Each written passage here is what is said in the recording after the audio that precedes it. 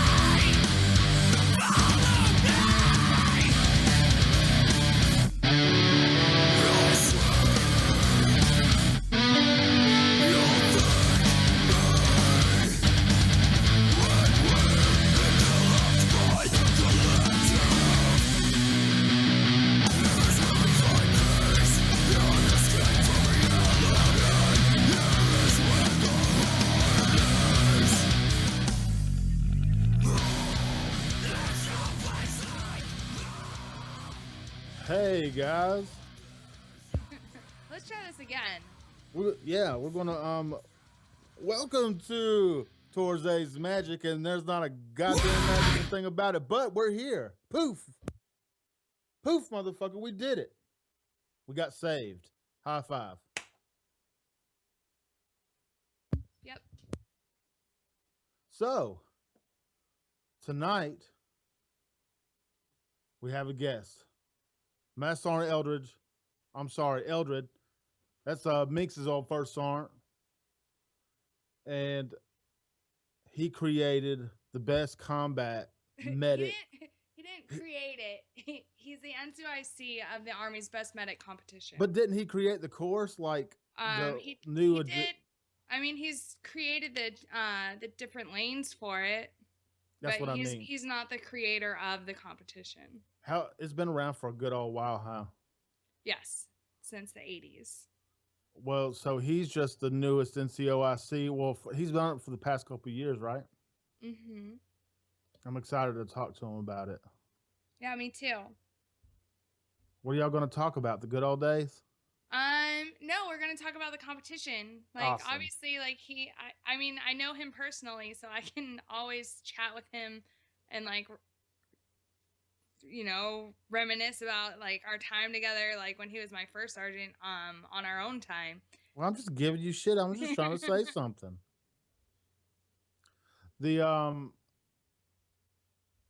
Sorry about earlier, guys. We had a Monday edition problem on a Tuesday, and internets are fucky. Shit happens. But thank you for still sticking around and talking with us. And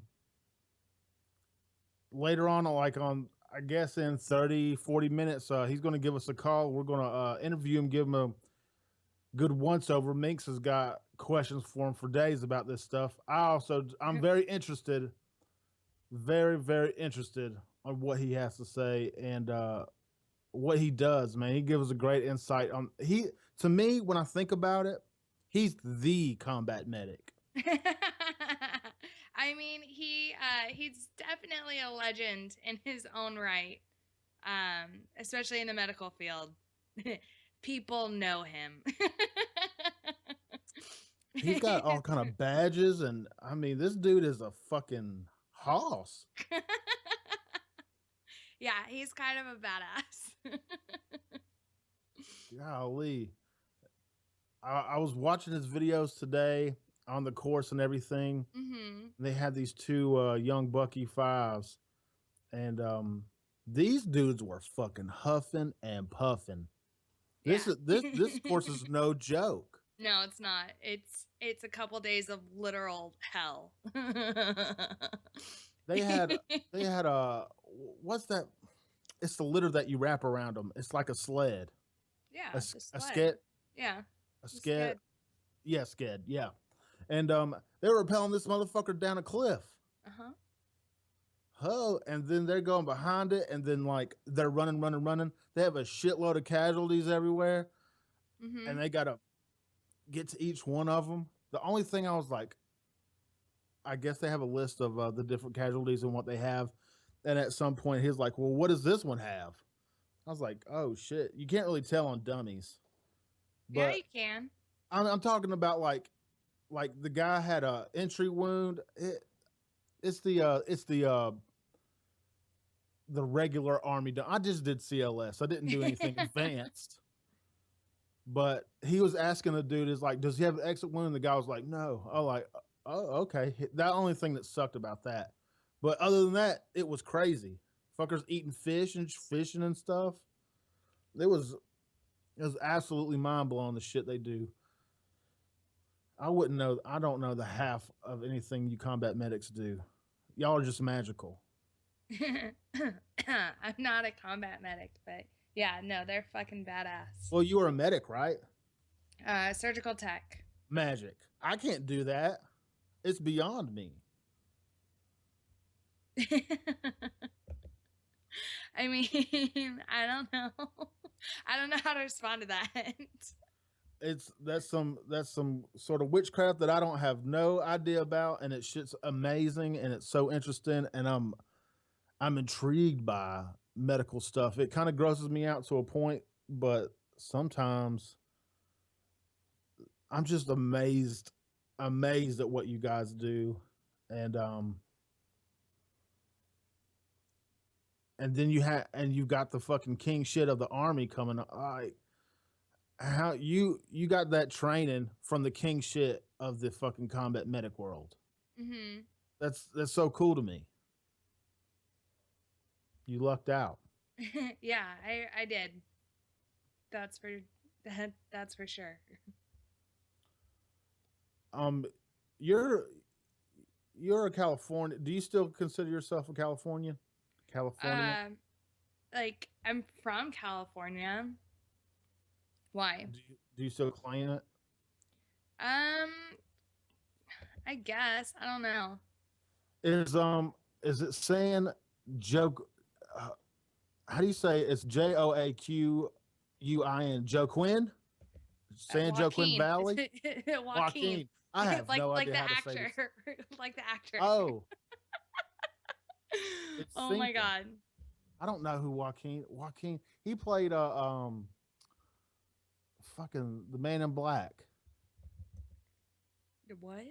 The Man in Black. Oh my god, I'm showing my age right here. I'm too young.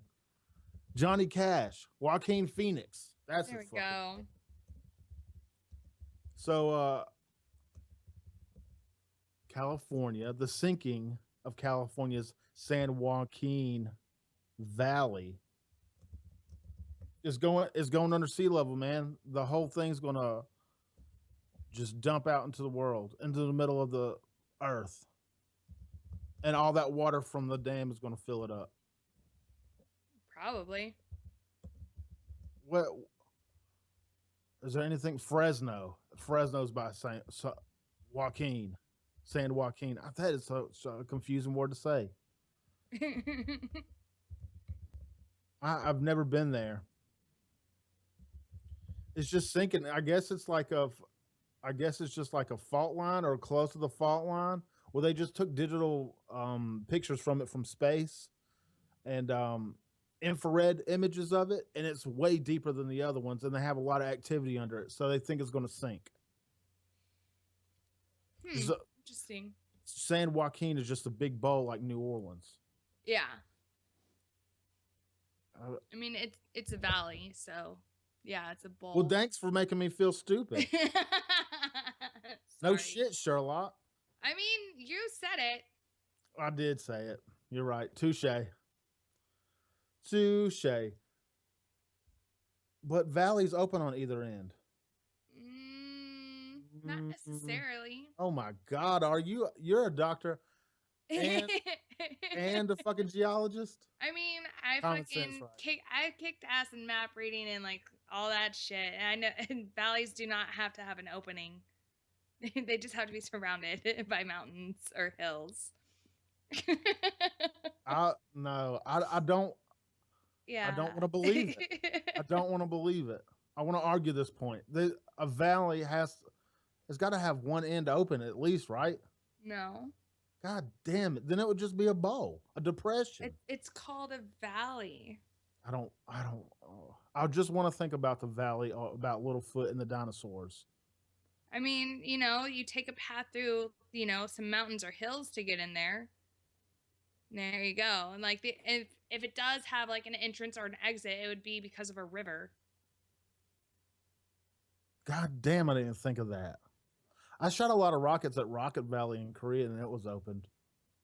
Probably because there was a river. Or there used to be one. Korea is just so jungle Jimmy and fucking you can't tell what's what in that motherfucker. Everything's a mountain, everything's a dip, everything's a valley, everything's a fucking it's so confusing and you will get lost and those vampire deer will come get you. Yeah. Yeah, it's horrible. It's terrifying. Somebody convinced me there was monkeys everywhere in Korea. Not true. Huh. Interesting. You would think there would be. Yeah. I mean, it's a jungle area. WikiLeaks claims to publish CIA. Oh, shit. As soon as I need to get like a, what's it called? A pop-up blocker. A pop-up blocker? Yeah, I got a half-ass one. WikiLeaks claims to push CIA cyber espionage toolkit. WikiLeaks publishes thousands of documents today. Yeah. Described as secret files about the CIA hacking tools the government employs to break into users' computers, mobile phones, even smart TVs from companies like Apple, Google, Microsoft, or Samsung. These documents describe clandestine methods for bypassing and defeating encryption, antivirus tools, and other protective security features intended to keep the private information of citizens and corporations safe from prying eyes. U.S. government employees include President Donald Trump, use of many same products and internet services proprietarily comprised of these tools. So, would you be pissed if you and Ghost were on the couch doing the married thing, and then y'all are watching a movie, and then your smart TV just goes boop, and somebody's watching your fucking ass? That's why we don't have a smart TV. Well, you got smart everything else, right? No. You don't have a smartphone? Oh, I mean that, but it's nowhere near me when anything like that happens. What? So you never have your phone next to your bed? I mean, it's next to my bed, but not when I'm like with my husband. Well, that's a good habit to keep it like in the other room charging so you don't go to sleep looking at it. I mean, that, but then also that's just like a what if. Oh. I'm just like they could spy on you. So you have your TV, smart anything. It doesn't fucking matter. they're fucking putting out, yeah, we can hack it, and we have the methods to hack it. Yeah. I mean, Big Brother's real, dude. Oh yeah. They are. It's scary to keep on. I thought like this kind of got resolved during the Snowden thing. No. All right. I don't think so. Well, Obviously. didn't they put out where they said we're gonna stop that, and the only reason we were going to do it was because of like terrorist threats, and we'll hack these guys of terrorist cells, or we're searching everybody, but and then they denied that they kept any metadata on everybody in the U.S. I mean, they went to What? Congress talking about this. They went to Congress talking about. I can't remember the guy's name. They specifically asked him. They're like, "Oh, what Kelser or some shit like that." Anyway, they're like, "Do you have the metadata and the backups and the servers from looking at all these people's emails and shit and Facebooks and social media and all this stuff?" And he said no. And then after that, he took a pause and he says, "Not wittingly." Like, oh, fuck.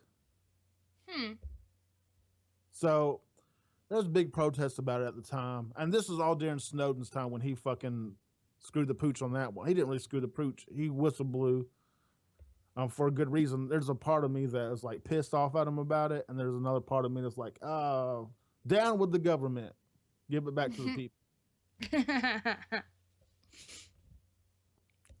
So I don't know. Yeah. Yeah.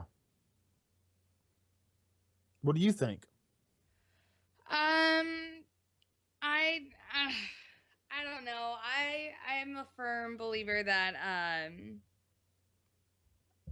like the government's always going to be hacking into our shit. I mean, we don't know what kind of technology they're able to use and what they've allowed like technology companies to fucking release to us. So like, who's to say what they've got and like what their capabilities are? It terrifies me just to think like, I mean, I'm not the only thing like I ever do is this fucking radio show, and like I don't have anything secret, or it's just somebody just like peeking through my fucking window all the time. Freak me out. It'd be weird have Fine Little Day fucking looking through my window all the time, and I always catch them. These motherfuckers, you ain't gonna catch Little Day. Who's Little Day? Did I miss something? It seems like you're missing a lot. I mean, probably. Little Day is just a fictional caricature that I came up with in my head that looks through my window. Oh, okay. He could be a little Tink Tink. He could be little Carl. Who knows? Today's Little Day. You're so weird. You already know. I don't know what to do right now. Are you holding your hands up looking at, where do I put my hands? No. Oh, I am. I've had my hands up the whole time. Why? So I don't know what I'm doing. I don't even know why they let me even radio. I don't know what the fuck I'm doing. Shit happens. It's all right. Right. What else we got in the news today? I don't know. Who's called in? WTF Nation Radio. Who's this? Hi. Hi. Hi, Minx. How's it going? Good. How are you? I'm good. Hey, listen, I'm on the road, so if my connection gets crappy, just hang up on me. I was going to say, we can hear the noise behind you. Yeah, well, I'm driving my car. Well, It sounds like you're standing on an airplane wing. No, I'm headed west on Interstate 40 towards Little Rock, Arkansas. Oh, what's up, dude? Hey, So I heard you talking about. I heard you guys talking about the Big Brother's watching you thing, and Jay Reddy was kind of hitting around it. You guys remember when then President Barack Obama said, believe me, the government is not reading your emails. And then he had to come back and eat some humble pie because it turns out that the government was in fact reading your emails. Yes.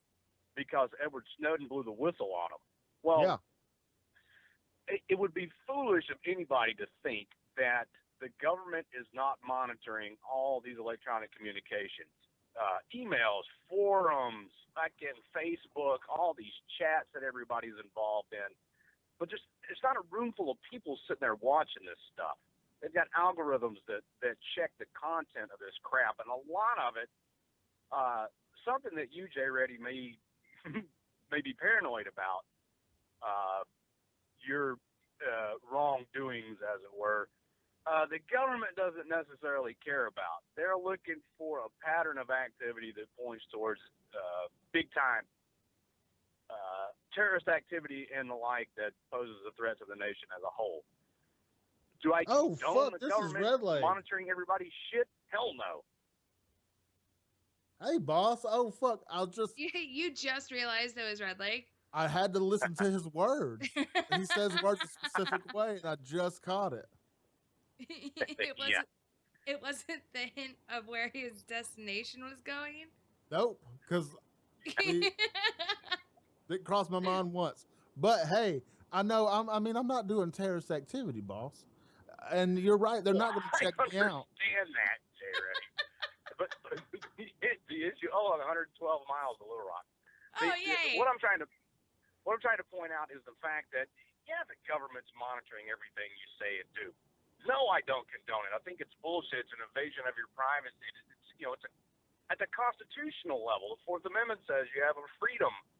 You have the right to be free from unlawful search and seizure.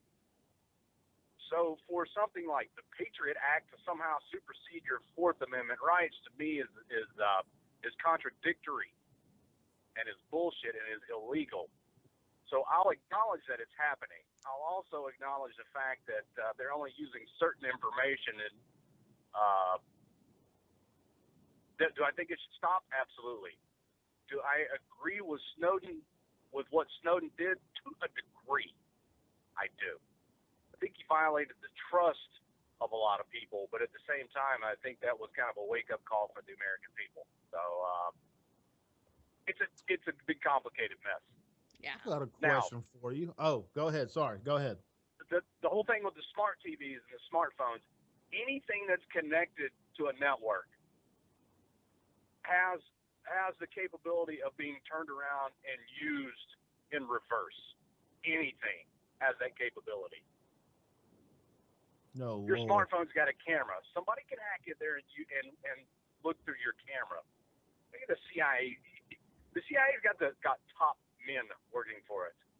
Well, top men can look at my nuts. Well, they probably are. Crap.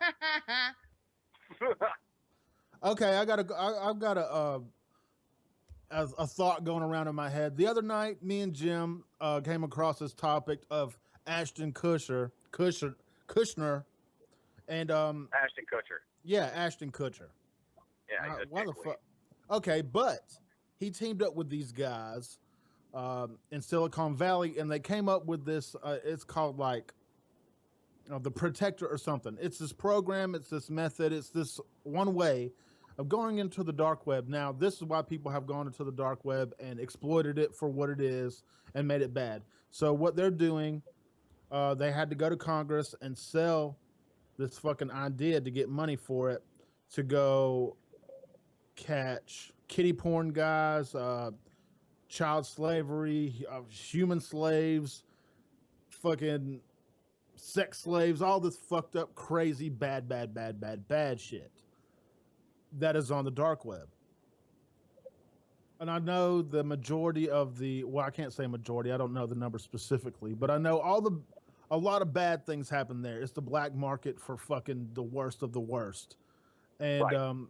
Ashton Kutcher was the spokesperson for this, asking John McCain for fucking money. So, what? Right, John? John John McCain. McCain. He Right. deserves money, John.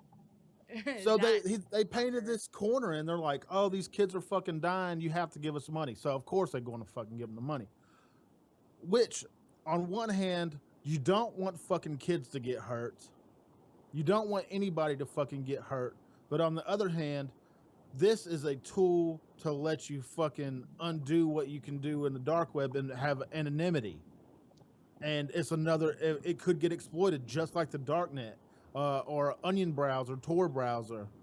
Yeah, Tor It got browser. exploited. Yeah, it got exploited. This is also very capable of getting exploited, and it will help spy more. What do you do in that situation? I mean, we live in a day and age where you can't really fight the threat.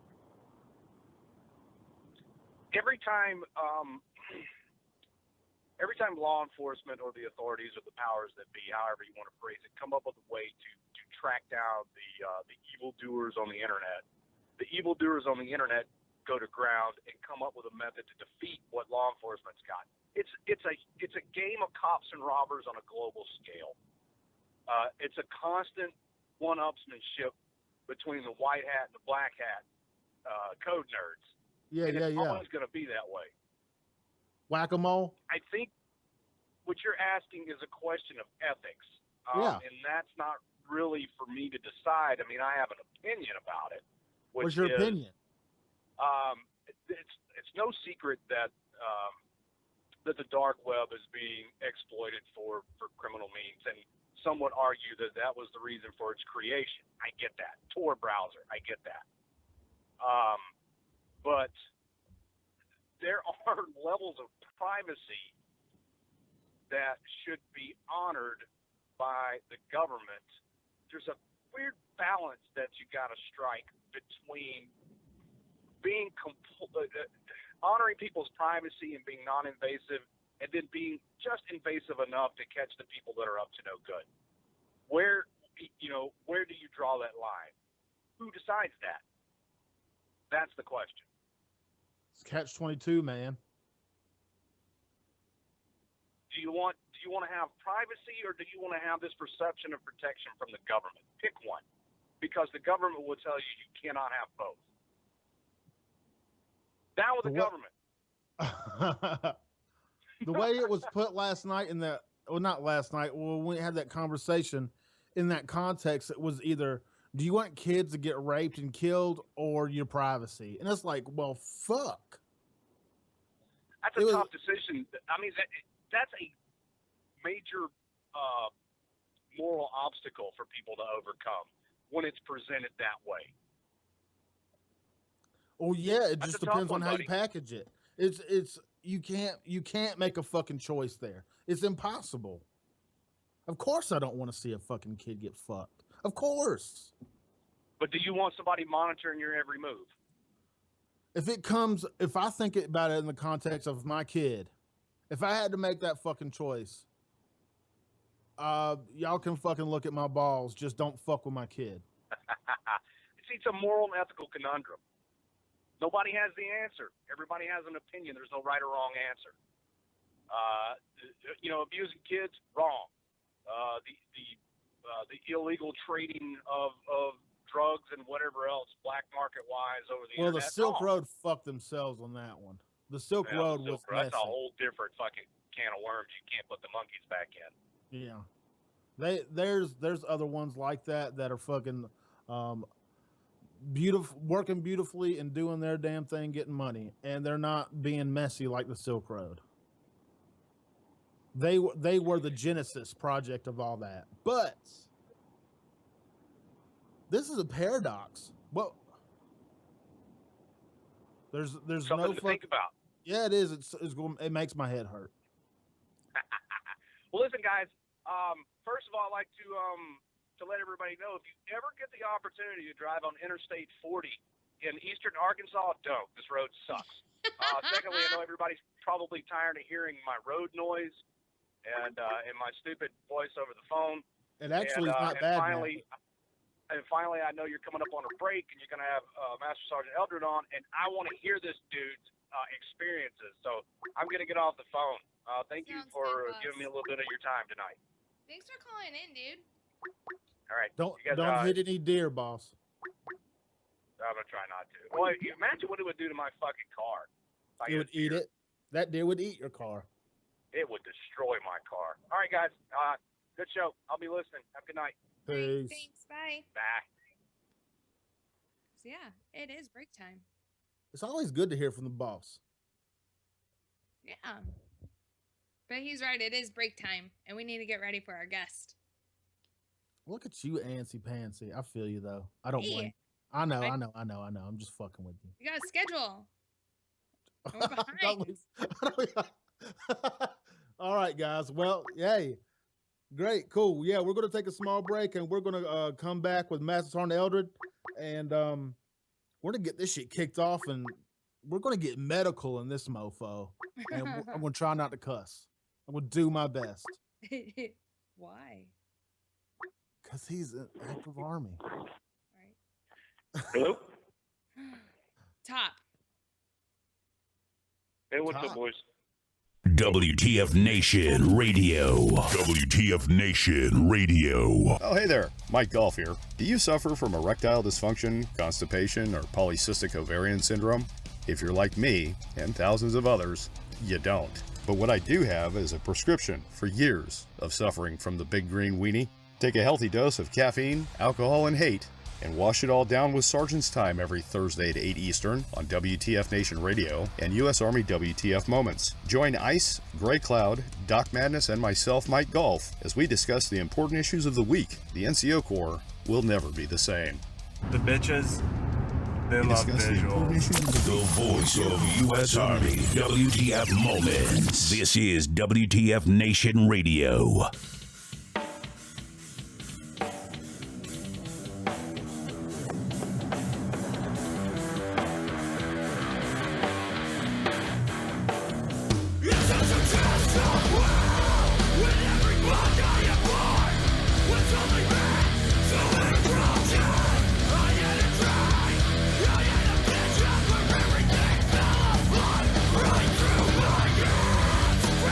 Generations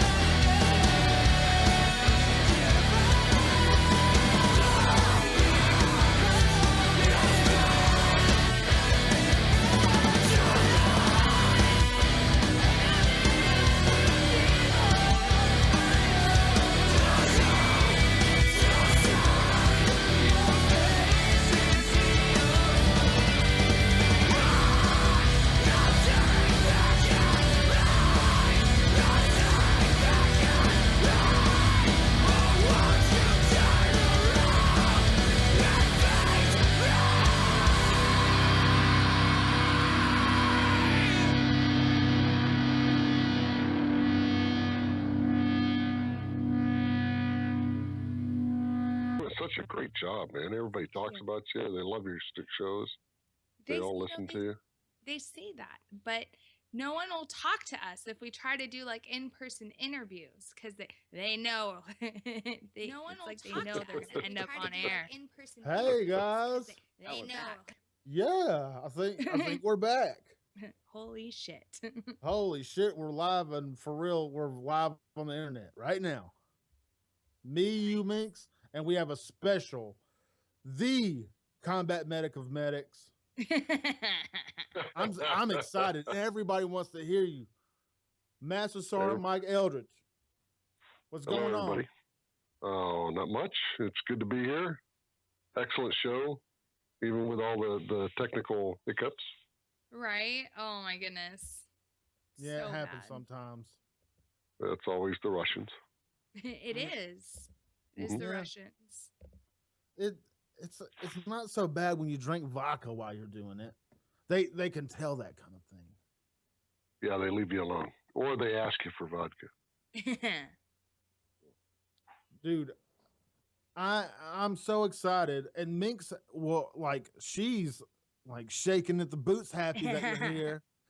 And I am. Y'all been doing a lot of catching up, and I've been watching a lot of videos of this competition, and it is like the most insane thing. It's right up there with the best Ranger competition. And there's Rangers in it. I mean, this is a whole nother level. You guys save our asses. It's got quite a bit of history tied to the best Ranger competition as far as the type of demanding events. About a lot of the competition is based on anytime it's an endurance event. So when you start to see that other people can endure stuff like the best Ranger competition, you step up your game, and that's really what originally it was originally called the expert field medical competition, and it was based directly off of our expert field medical badge, and but it was an extremely fast-paced version of it. And our current Command Sergeant Major Medcom was one of the original winners within the first few years. Yeah, Command Sergeant Major Ecker. And so when he came here to AMED Center School, I had the pleasure of coming here at the same time and working for him, and we put together quite a bit of work on this as architects on the course to increase its difficulty, but yet really make it a very cerebral course, contest, not just physical. We want to show people that we're not just able to carry somebody off the battlefield. We can treat them, at the point of contact, fight off the enemy at the same time, and then get them out of there when needed. And that's what it's all based on. It's very it's a competition of multiple lanes, multiple phases, and it's at least they're up at least at one point 36 hours straight, and they have to think. They have to make decisions that could cost them time, and sometimes that hard effort is wasted because they made the wrong choice. So, oh man, I've never done anything huge competition like that. Like, I did a CLS class, and I did two different ones. I did a regular in the building bullshit one, and then I did one taught by SF medic, and he had his course to run through, and that was one of the most taxing things I've ever done, and it was just a couple of hours. I couldn't imagine doing 72 hours of really putting your noggin to work more than anything. Yeah, and these guys really even if they don't place in the top 5, these guys, every single one of them that completes it are 100% the cream of the crop. I mean, they're hardest. I was an RI in Dahlonega, Georgia, and in Ranger School, and I always used to tell everybody, there's you have to be a 4-time volunteer to get to Ranger School, Oh. and that means that you've raised your hand every single time somebody said, "Hey, we want you to do something hard," and it's the same with these guys. They raise their hand, and it's not a 68-day course, but it's a short sprint for 2.5, 3 days. So they really have to put a lot of effort into it, and not just at the time, but preparation and planning. All these people have all won their regional or division competitions before they get to us. So they've been training for a whole year. Oh, wow. Yeah. I didn't know it was like that. Yeah, it's a culminating world event. Yeah, it's a big deal in the medical field, like going to Best Medic, or even like training up for your EFMB. Like it's a big deal for us. Or does this competition draw sponsors from third-party guys out there, like different supplement or not supplements, tools for the job or anything like that? Well, we have what's called advocates. We don't accept gifts. We don't accept because we're a strictly government organization. Yeah. Whereas the Best Ranger competition is a nonprofit organization that actually owns the competition. They own the rights to the term Best Ranger competition. They own the breakdown of the organization, the way that it's planned. They have a full committee. I've got myself and the G357 Sergeant Major and a handful of NCOs that put this all together, along with the direction guidance from Sergeant Major Ecker. And we can't accept what they get as far as sponsors go. Okay. What we do is we tell people what we need. If they come up and ask me, what is it that I can do to help you? I direct them to our nonprofit associate, which is the AMED Center and School Museum, and that individual provides them the opportunity to donate to the winners or to buy or not buy, but to give some form of offer of help.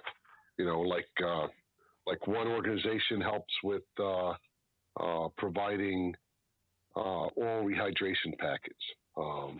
One organization helps by providing certain Class 8 that is very helpful for tactical combat casualty care. The Class 8 is medical supplies. Not that Minx knew that. So I have a question, Top, and it's habit that I call you Top because that's how I know you. Let's be honest. Yeah, all my Ranger buddies are laughing really hard right now because they're like screaming, "He's not a toy," but don't worry. It doesn't bother me. They'll get over it. Anyways, so at least you don't call me one toe, I want to know how you came up with the mystery event for this last year's competition. Like of all random things, like catch a fish and like bake it and eat it. Don't die. And a cactus. And a cactus. Yeah. So that was well. So we have different events that I try to tell everybody exactly what's going to happen. You know that you're going to have a foot march. You don't know if it's going to be 12 or 20 miles. Yeah. But you got a foot march. You're going to be carrying at least a aid bag, which is 18 pounds if you stuff it with normal standard packing. You know that you're going to do casualty play as far as tactical combat casualty care, care under fire, tactical field care, and tactical evacuation care. With me, I tell them, hey, you're probably going to be doing, a vertical extraction of a casualty, meaning lower a casualty in a cliff environment or high angle environment. Yeah. So they know the majority of the tasks, but I always keep at least one, special or mystery event.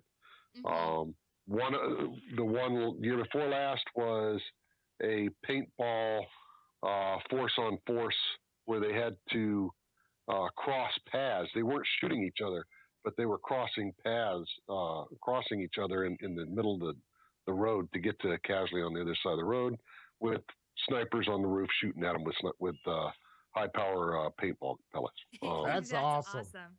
Yeah, so that worked out really well. But so I knew that I needed to do survival tasks. So Major Ecker was really kind of the nexus for that idea. He said, you need to concentrate on, we concentrate on team tasks a lot. We need to concentrate on some individual skills and make sure that they're experts at using their hands. And so we started thinking about, building traps and doing force health protection stuff and all that. And I guess, I don't know, I just fall back on my LURS training and on the training of the teams that I had that I worked with in Hawaii. I had some great instructors. Dale was a great friend of mine.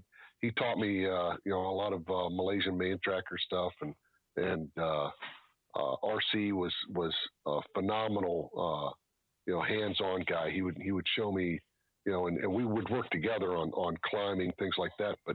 But we really developed skills for surviving, and I felt like that just needed to be something that was included in a contest in a way that these guys really felt like they did something, or these soldiers really felt like they accomplished something. So I kind of gave them some hints, right? I let them know that there were some survival tasks, but I didn't say what it was going to be. And I think it was Sergeant Major Shaw, a great friend of mine. He was the one. He was like, why don't you just make them catch a fish and eat it, and it just went from there, and there was just some really great input from some people with a lot of experience, and that was how it came about. Now, for those of us, like, I know especially with you brought a lot, a good number to our audience. But for those who are not medical, what exactly is combat casualty care, or TCCC? So tactical combat casualty care is a system of standardizing casualty care in a tactical situation, a dangerous environment. It could be somebody shooting at you. It could be while you're in a fire. It could be a rolled over vehicle.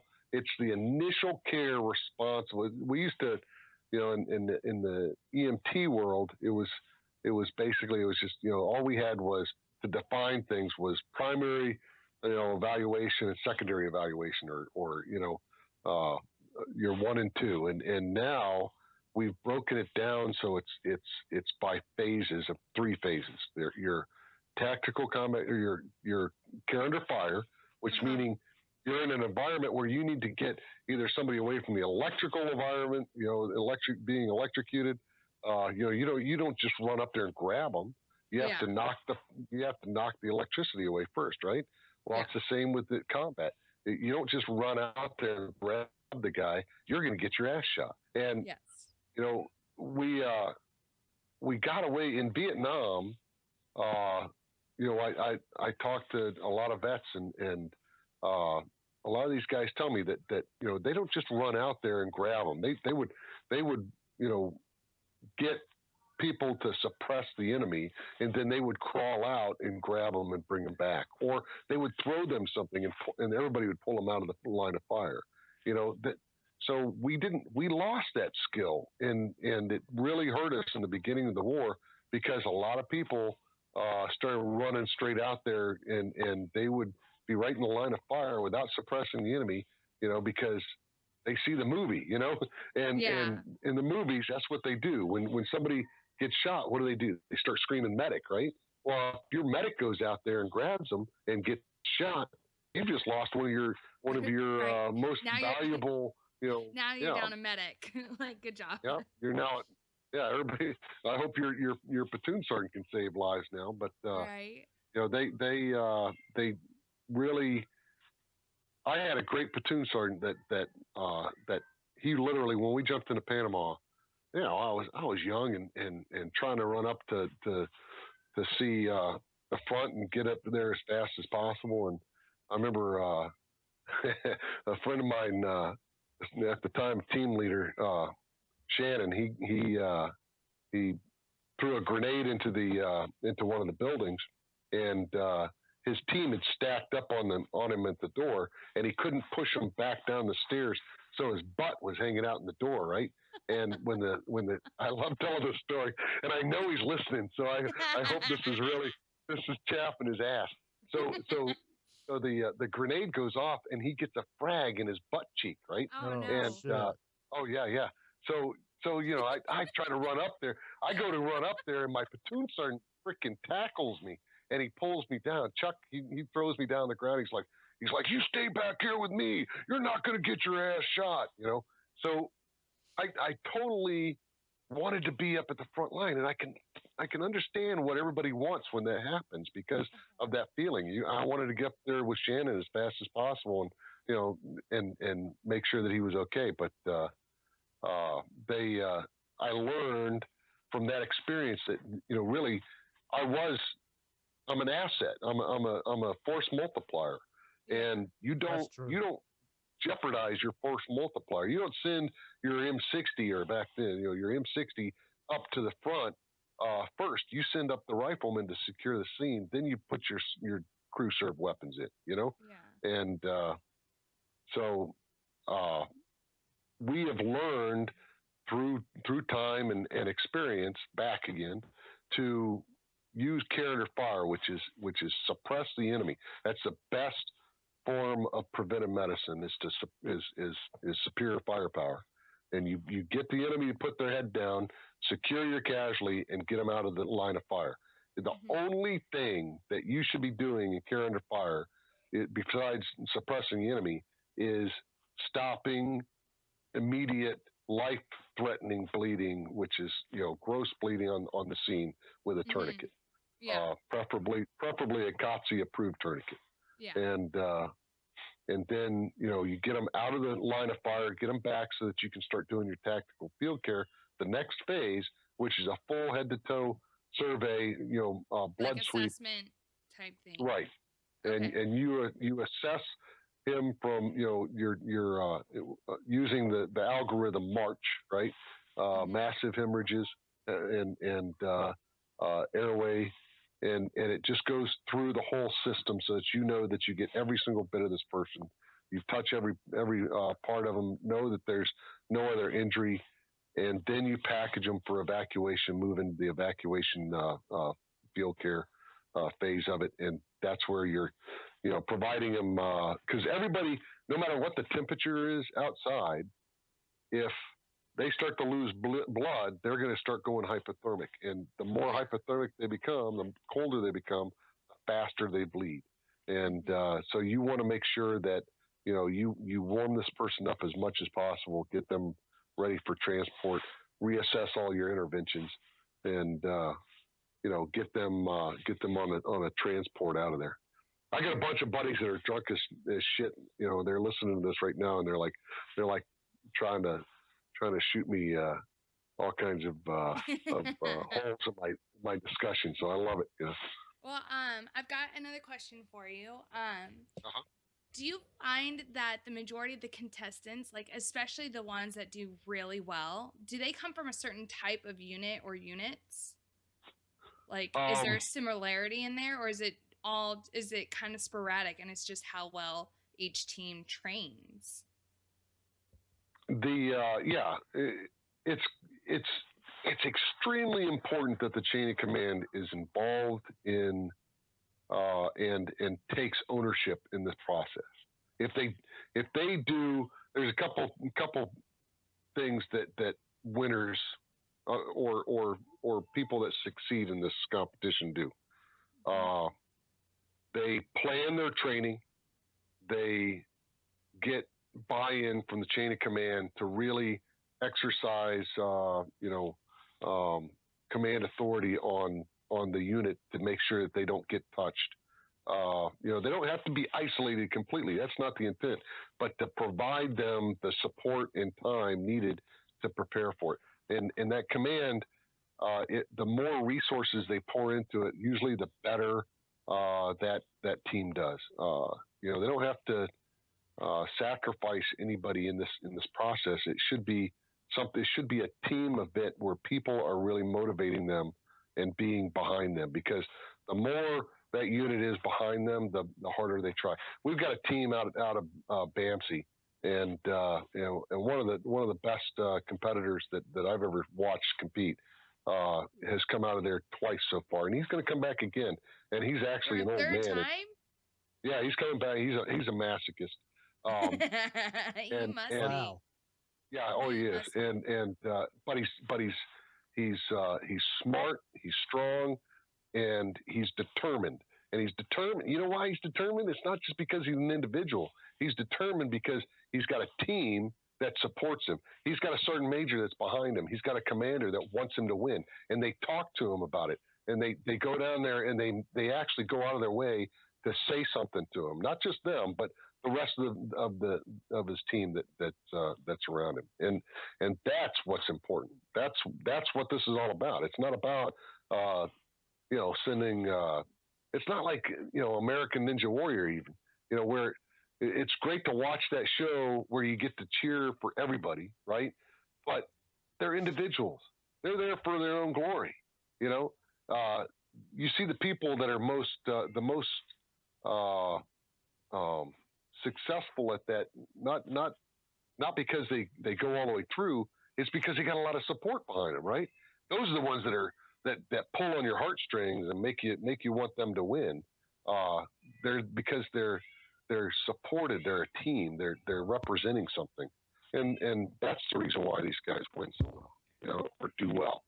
Uh-huh. And yeah, I mean, when you've got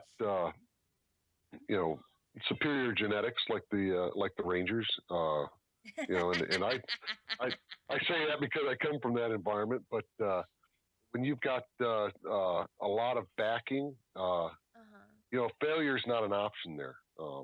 Noah and the team that won last year, those guys, they talk a lot of shit about not having prepared for the event, right? For the contest, but that's bullshit, because they prepare every day.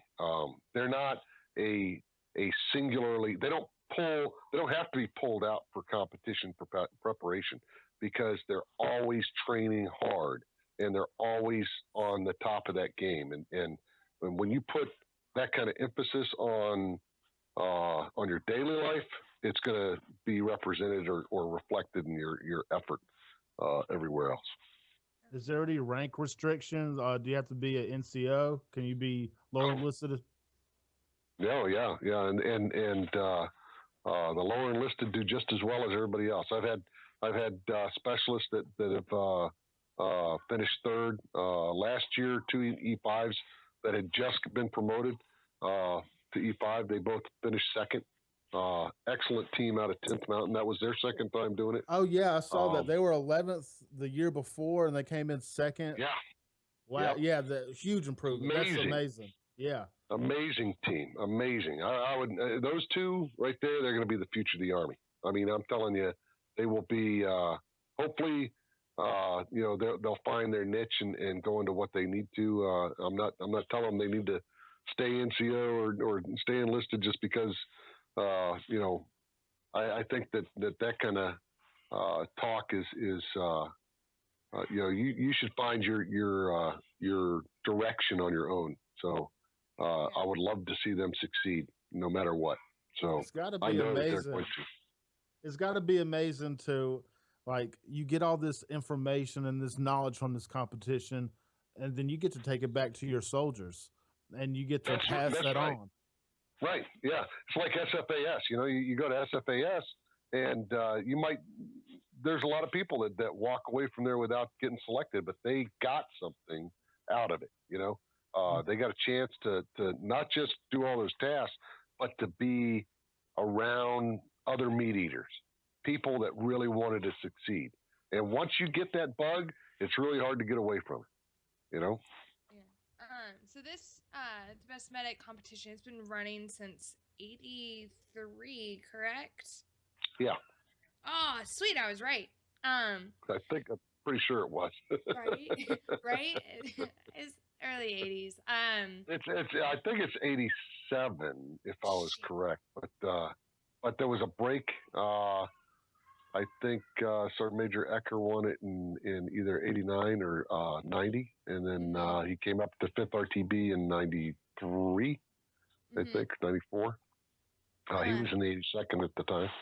So how did you become a part of this? Like, how was your name brought up to being like, you know what, bring him in here so he can, come up with these challenges and be the architect genius behind this? I'm kind of I don't find myself not taking tasks. I don't walk away from things very easy. If I see that there's something that needs to be done and I feel like I can do it well, I will fight to get into that position. I didn't have to fight in this particular case.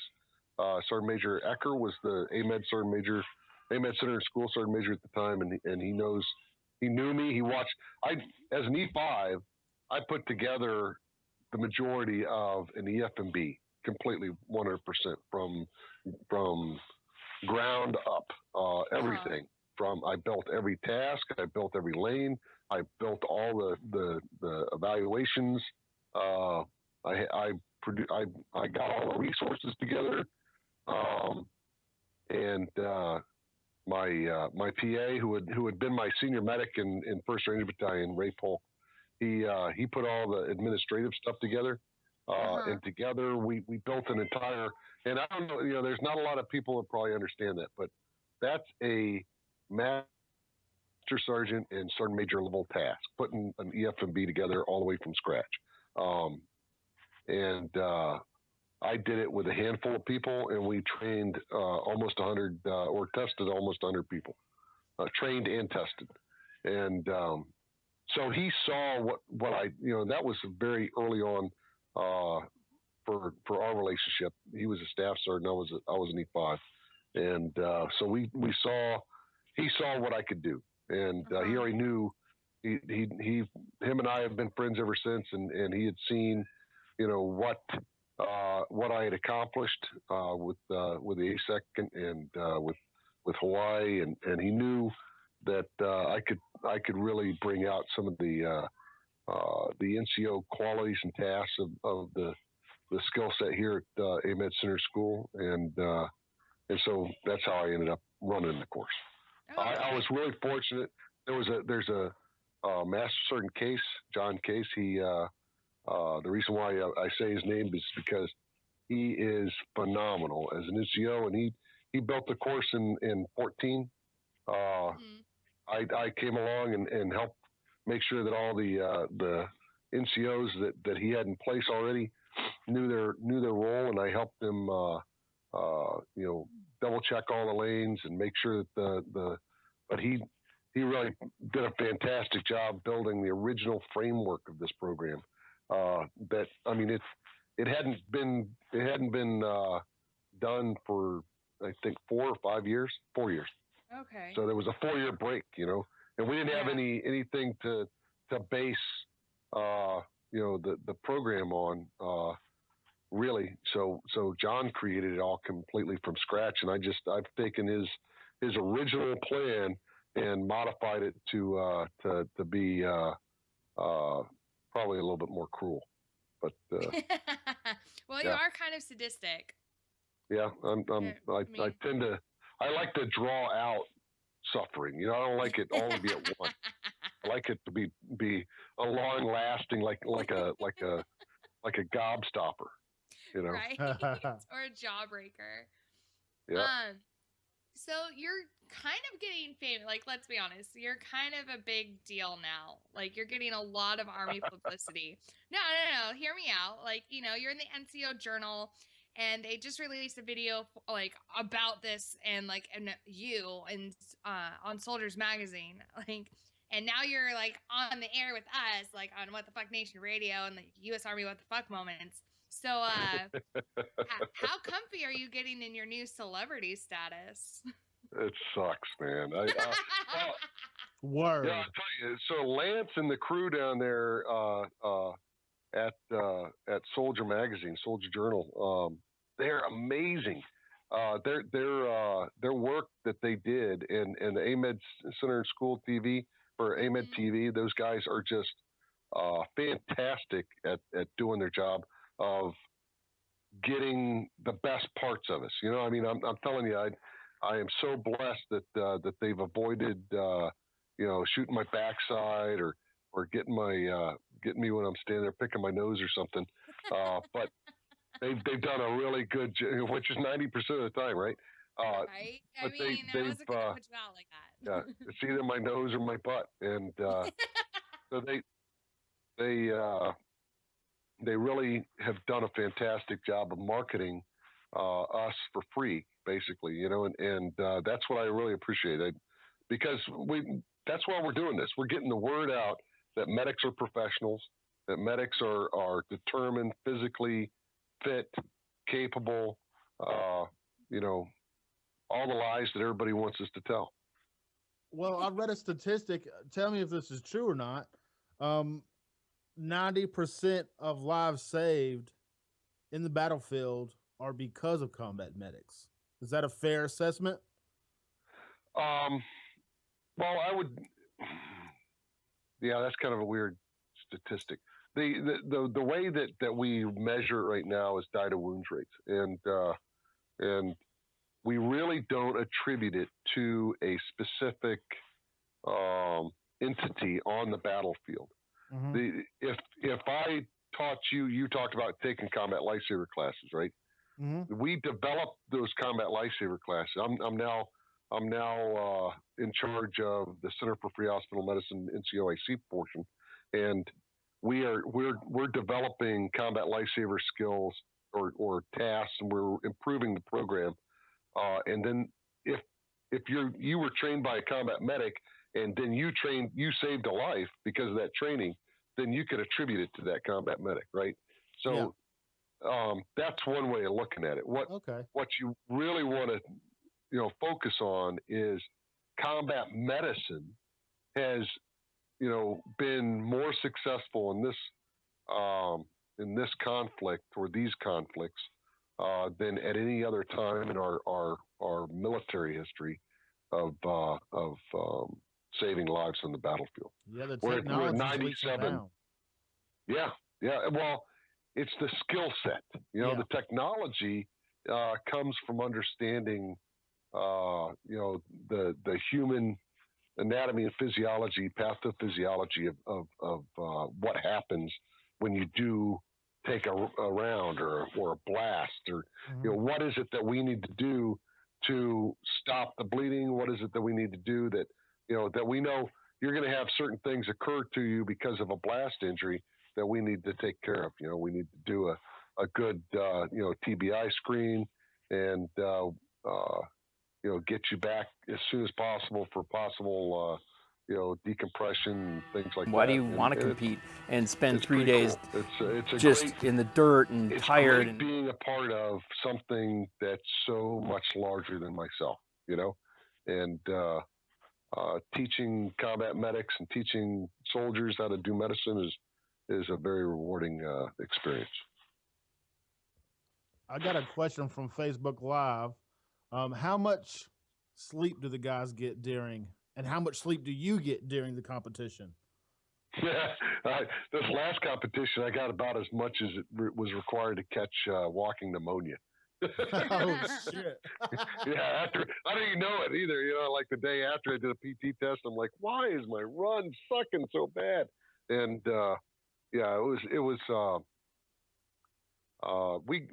so there's a 36-hour period where they didn't get any sleep at all, unless and I tried to design it so that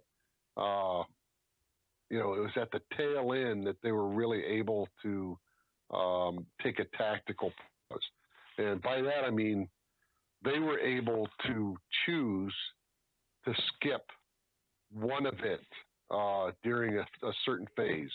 And if they chose, the teams chose to skip it only if they felt like they were going to make it up in a different category or different event, and they didn't know when the foot march was going to be. And I moved the foot march from the end to about the middle, or just past the middle, so that they still had quite a bit to do after the foot march. That wasn't just because I'm cruel, which it probably was partly, but it was more because we are an approach army. We don't road march after a raid. We road march to the raid. We are a unit we're an army on the move. We're mobile and always trying to push forward. Like Patton in his speech, he said he didn't want to hear, that we're holding our position. He wanted to hear that, we're fighting, we're bringing the fight to the enemy, and we're pushing the bastards out of the country. And that's what we are. And we got to stop being this risk averse entity that's not capable of hardship when the chips are down. We've got to push things a little bit further. We might have multiple foot marches during this next event, which would be a real shocker to somebody. Think about that. You do a foot march at the beginning, you're like, all right, we got it knocked out. Don't have to worry about this shit for the rest of what the hell. Now I've got to do another 6-miler or another 12-mile foot march. What kind of idea is that? Yeah. So don't think that's an idea, Steve. Okay. So don't go. Yeah, that would suck. Yeah. I kind of want to open the call. Like, if you're okay with this, I know a lot of people want to call in and talk to you. Yeah, we literally have people saying they have men crush on you. Yeah. No, Sean's not allowed. Anybody spelling their name incorrectly, SEAN, is not allowed to talk to me.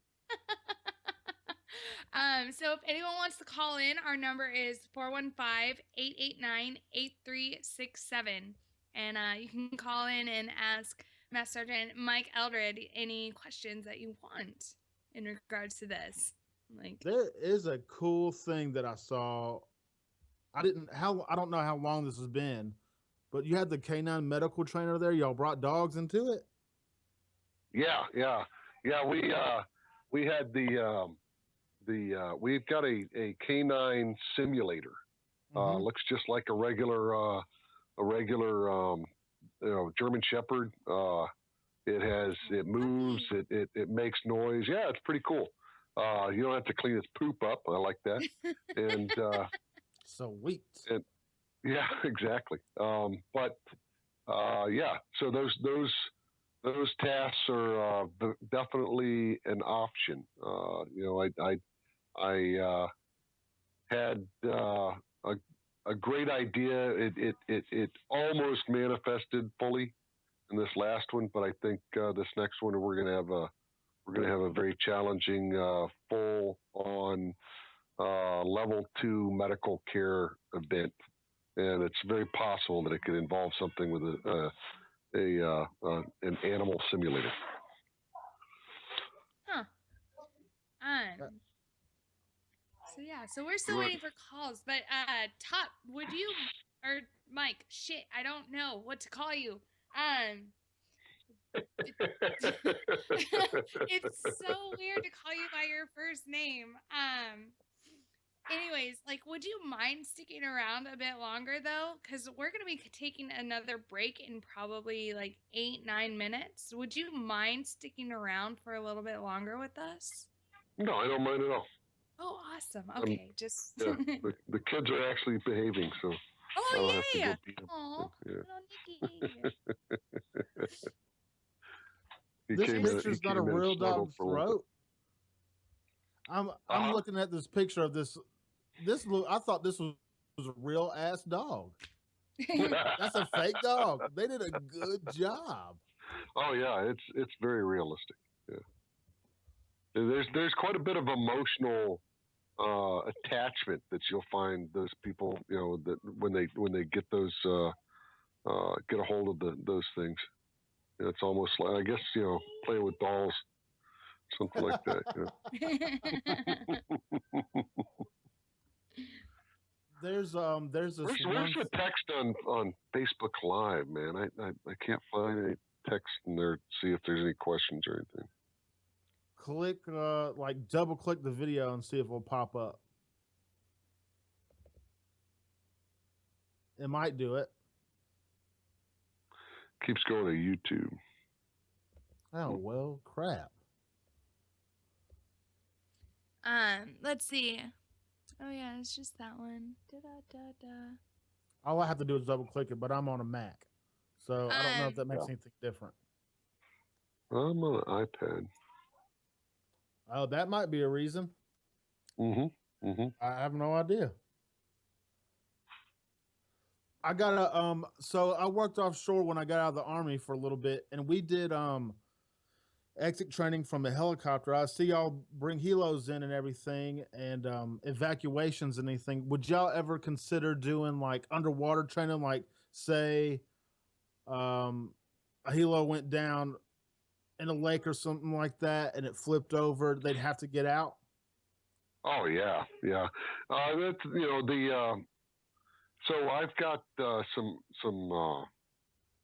medevac or some downed aircraft scenarios that can possibly work themselves into this next plan. I've been working on one of the NCOs had an awesome idea about building a mock-up next to the aircraft that somebody would have to basically hack their way with a rescue, hatchet through the wall and then crawl through it, grab a casualty, and bring them out. And that's Mike. A great idea.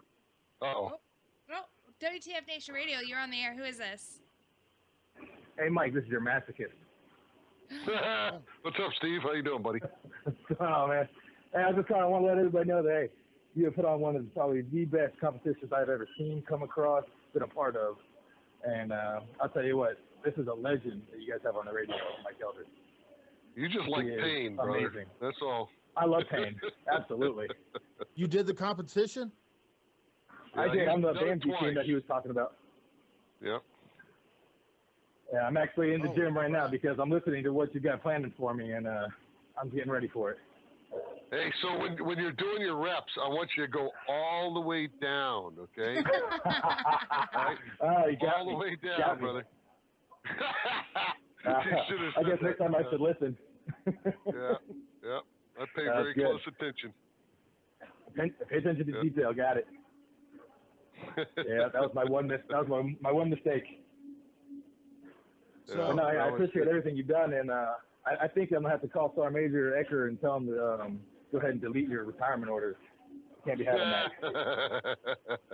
Yeah, him and I are both retiring almost in the first same month, so we're pretty. Would you I still sure be would. involved with it? Would you still be involved with it if you did retire, or when you do retire, since you're such a big hand in it now? Well,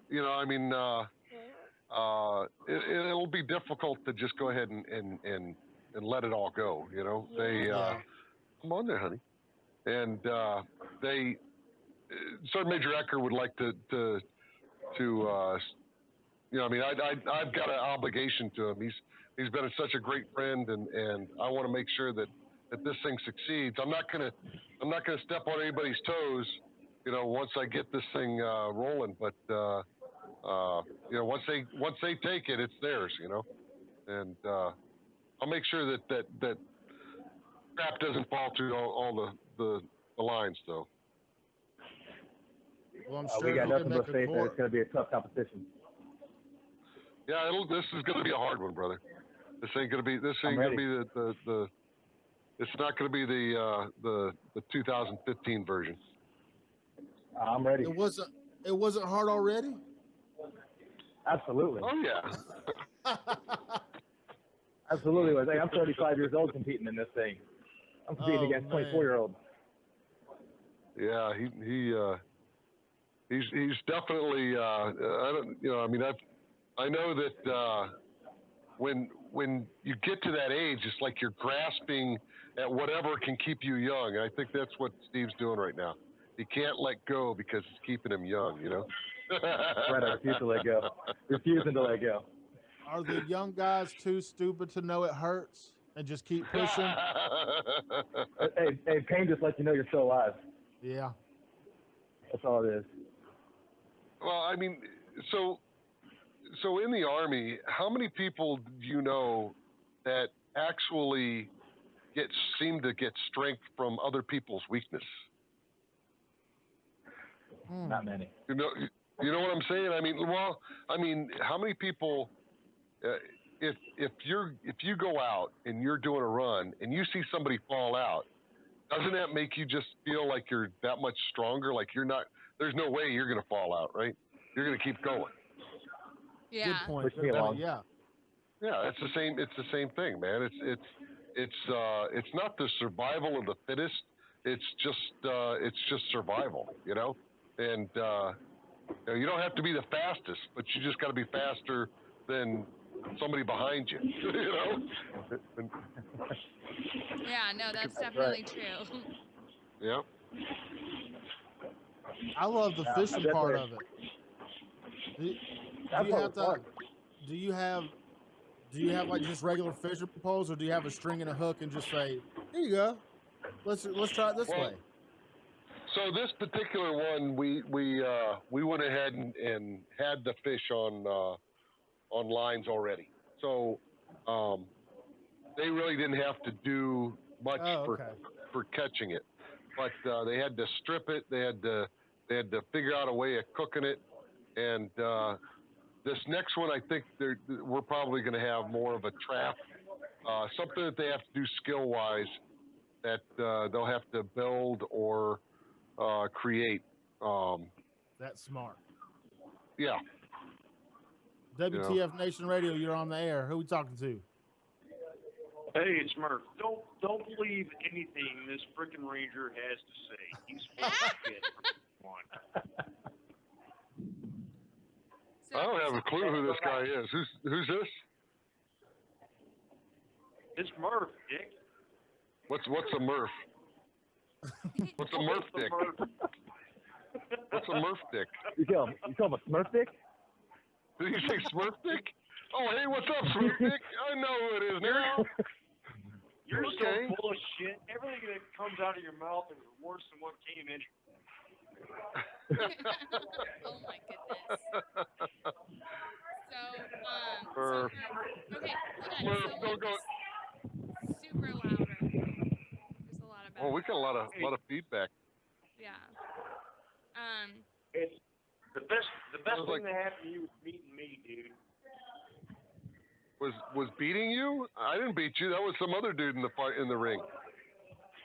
No, meeting he only swung twice. Hold on. Hey, Steve. Yeah. So we're gonna. Do you have anything else that you want to talk to Master Sergeant Eldred about? No, that was all I had. Okay. So we're gonna say bye for now. Okay. Yeah, definitely. Have a good one. All right. You Bye. too. Thanks for calling, man. See you, Steve. Okay, Murphy. Murph. Yep. Murph. I don't know. Yeah. Okay, so how do you know Master Sergeant Eldred? All right, so I came over to the 82nd out of the 101st, and I was a brand new E5. Walked into his aid station just to try to figure out where I wanted to work. Oh, this is you. Yeah. It's all about Naruto, right? Oh, we know all about you. Oh, Yeah. for God's. So he came in. He asked for. He wanted to have a DRE, and nobody would do it for him. And DRE. yeah, you can probably use your imagination on it. Digital rectal exam. No, that's not what I meant. No, sure not. Wouldn't have said something like that. No, never. So this dickhead. I walk into the aid station. And B-Rider was holding the fort down. Mm-hmm. And I talked to B-Rider for a couple minutes, and I just kind of sat there looking at how the aid station operates, and I'm thinking, this is how a freaking infantry fucking CP is supposed to be run. And then a day later, I meet Eldred, and he turns out to be this wannabe ranger, wannabe tough guy. Oh, I jumped into law. You know, I'm awesome. Turns out to be about the best motherfucker that you could ever imagine working with. That was all a ruse. Mm-hmm. Oh yeah, turns out, yeah, we're all idiots. That's like the nicest thing I've ever heard anybody say to another person. Without actually touching my physical being, yeah. Pretty good. Oh, and then a few months later, we go to Iraq, and this queer has a freaking feather bed sent to him in Fallujah. Hey, stop talking about my feather bed. My feather bed is my wife's present. Hey, no, this is Murph. He's talking about my damn feather bed.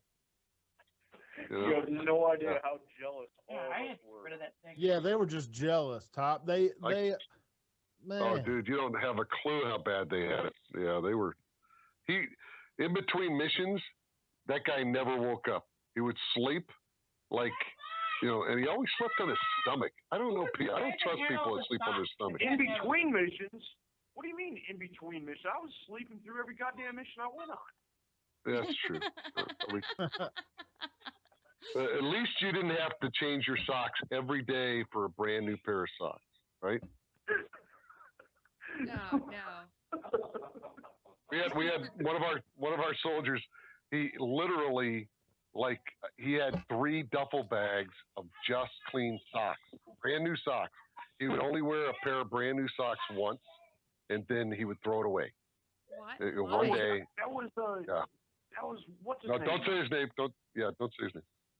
Yeah, I know what you're talking about, but that was an awesome dude. He's an operator now. He's an 18 series.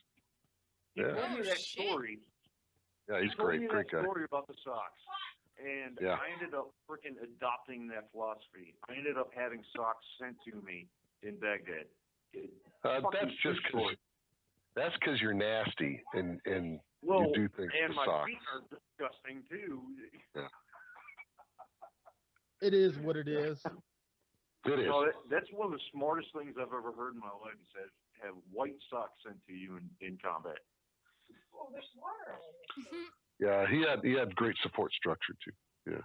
His wife is fantastic. She took care of him. No, that's awesome. We had an awesome team. Yeah. A feather Hey, Mike, bed. I just wanted to give you shit and. Hey, don't go talk about my feather bed, dude. Okay. Leave it. No, Leave it. Leave it. I'm happy. Leave Look, it alone. you can get what you I get. wanted to express that as far as infantry medics go, this is the man, and it means a world to me that I was able to work with him and call him a friend. And thank you for everything that you do, buddy. Hey, thank you, Sean. I appreciate it, brother. You're a great friend and a good liar.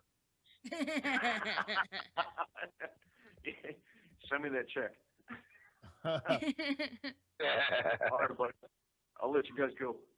Cool, man. Yeah. Thanks for calling so much. Stay safe out there, man. All right, thank you. Well, with that said, we are going to take us a short break, and we shall return. And we have somebody going to call up and hang on to your ear for a minute. Okay. And Meeks, you got anything? Hang on to your no. ear for a minute. Awesome. Okay. Well, if you, I love some of the comments on there. It's like sounded like Steve was maxing out his cardio. I think that was Steve that wrote that, right? Yeah. Pretty sure. All right, guys. We'll be right back.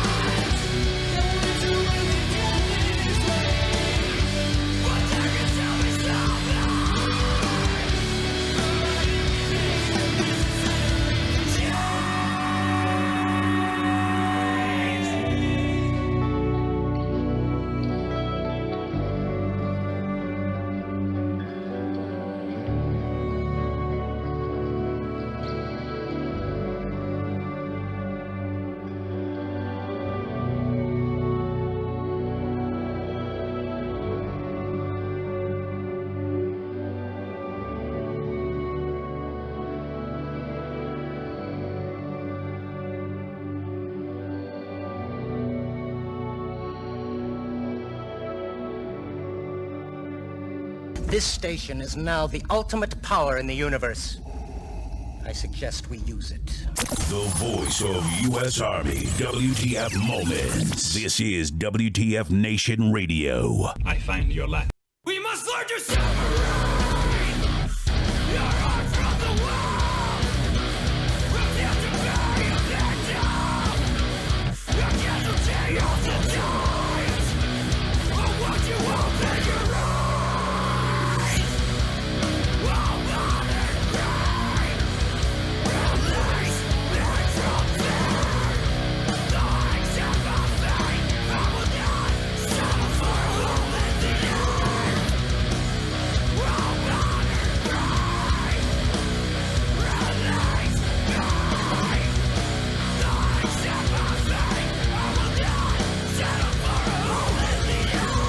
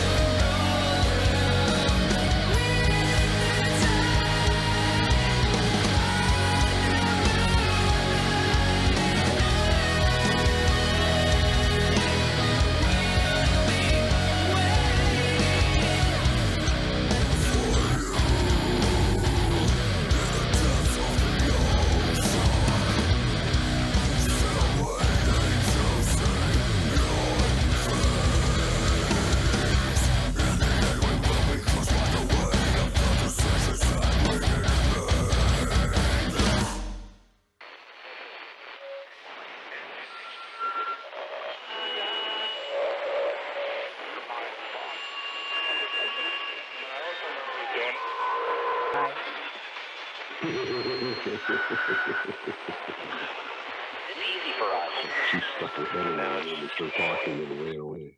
Hey guys, we're back. She stuck her head around. Hey guys. Hello. Hello, Internet.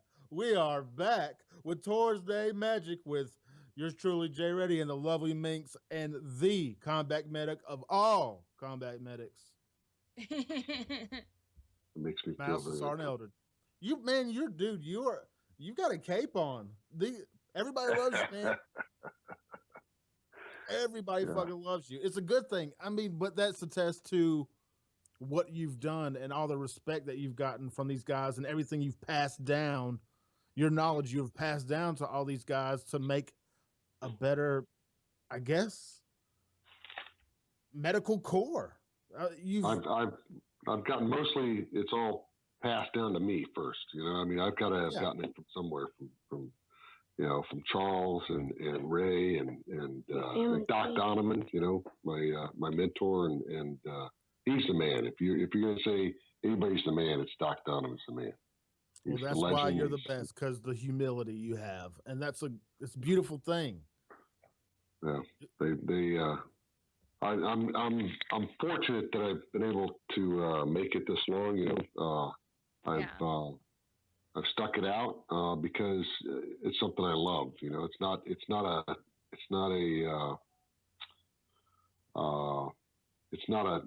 not work to me. You know, I come home after work and I know that I've accomplished something great. You know, I think that's so important in senior leadership and senior NCOs, that you have to love it and keep doing it, and that makes the best NCOs. If you're not in love with it and you're not trying to strive to better your guys, yourself, your situation, your unit, then being an NCO is not your gig. And if you're not going to work every day, then shit, nobody can ask for a better situation. Yeah. Yep. And you know, they yeah, shove this. Every time that I see a light bulb go on above somebody's head, you know, and they realize they get it, you know, that's when your day has really meant something, because it doesn't matter if they don't save somebody's life tomorrow or down the street, they might teach somebody that same thing that saves somebody's life, right? It's all a chain. It's all an important chain that gets down to everybody's, and as they learn, they grow and they get better and better. And that's all we can hope for, you know, is to leave a little bit of legacy through life. WTF Nation Radio, you are on the air. Who is this? Oh, mute your radio, please. Yes. I can hear I'd like myself. to know, what do you think about the softening of the U.S. military? Hey, could you turn down your radio just a little bit, man? Just a little bit. Yeah, what do you think about the softening of the U.S. military? The softening of it? Yeah. So basically, you're saying after 30 years, what do I fear the level of difficulty or toughness of the military? You know, I was a Ranger instructor in '93 and started in '93 and to '97, and I watched a lot of changes happen to Ranger School during that time period, and then after I left, even more changes occurred. You know, we went from having no sleep, you know, maybe 2 or 3 hours a night, and eating one meal a day. I lost 40 pounds in Ranger School when I was a student, and when I was an instructor, they were eating 2 to 3 meals a day, but they were walking longer distances, and they had more technical tasks. They got smarter. I just got weak, you know. I mean, it broke my body down, and it didn't provide me with anything except for how to suck it up. What they get now in Ranger School is they're smarter at doing a difficult task and understanding what everybody's capabilities are around them. So is that something that makes them weaker? I don't think so. I think it makes us more technically and tactically capable in some respects. You know, they might not know what their absolute maximum capacity for pain is, but is that necessary with today's technology? So you think it's a little mind over matter type of thing, where sometimes I think we've gotten smarter. Just thinking the better way to go about something versus just school in. Yeah. Yeah. Yeah. In case of smarter, not harder. Right. And it's not necessarily not harder. It's just smarter, so we don't have to be harder. You know. Right. But it doesn't mean that they can't be. It just means that, you know, I mean, if you're going to a store, are you going to drive or are you going to walk? Which one are you going to do? You know, right now you probably get up. Drive because it's easier. That's right. It's easier. But does it mean that you're not capable of walking to the store? Yeah, because I was way back in when it was like just try to drive out the weak when I was serving and make people leave. Yeah. And then the weaker person that showed the weakness, you just pounded on them till they gave up, or Yeah. It's the sick chicken routine, right? You see weakness in the chicken. The chickens all see somebody sick, or one of the other chickens sick, and they peck on it until it dies, or you know. Yeah, it was they the old cook it. U.S. Really? Oh yeah. Back in the day, that was the chickens way are it vicious. was designed for like basic training and Give me a stuff. kiss and go to bed. Come on, go to bed. All right. Well, Sorry. thanks for My calling son in was- for your question. Well, that's a great question, and I'm not saying I don't fear our ultimate ability to accomplish a task, but I think that we are a smarter army than we were when I came in. I mean, I know that they were able to get away with a lot more physical, correction back when I first got in. Back And in the old days, yeah, it was brutal. especially in back then. Ranger Battalion. Sure. Basically, it But, was like just peck at the one that showed the weakness, so they broke. Yeah. And some of those guys, I look back at, and I know that they were excellent soldiers, but they weren't. Maybe they they weren't just screwed up on the basic stuff. I mean, you know, the marching or weird things, but they get pecked at. You know. Yeah. So. And they were the target back then. Absolutely. Everybody's got to have something to focus on. So thanks, dude, for calling in. But I've got a question for Master Sergeant Eldred. So I know that most of the competitors in this competition are males. Do you think that females could, like, I know we're allowed to compete, but do you think that we could ever actually be a strong competition and actually potentially win Best Medic? I absolutely know that there are females out there, that female soldiers that are capable of not just performing the task, but performing at the highest level in our competition, because we're extremely, like I said, cerebral. My tasks are physically demanding, but they're not so destructive that they can't, still accomplish those tasks at the physical level that some of the females are competing at now. I mean, it's you look at the CrossFit competitors. I would absolutely die if I tried to do things at their level right now. And probably back when I was a stud, I would have had no ability to perform at that level. So I don't see any reason why eventually down the road here, or even this next year, maybe Steve will become compete in the female category this year. I'm just picking. I love to pick on Steve because he's such a hard ass. I mean, but is that something that would have to be done? Like, would you have to have two different standards for male teams versus female teams, or we've had standard? females complete the contest, and we had a all female team that both of them were in their late 30s, early 40s. One of them was 41, and both of them completed the contest. And shit! Yeah, they were hard. They were National Guard. One of them was a first sergeant. One of them was a sergeant first class. Tough soldiers.